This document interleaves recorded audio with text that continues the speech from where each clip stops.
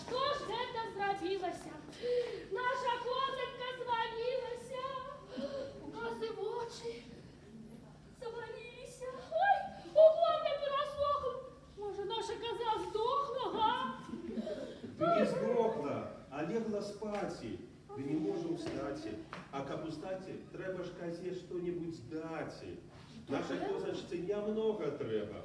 2 буханы хлеба, 7 печ перапеч і бочка жыта, каб коза была сыта.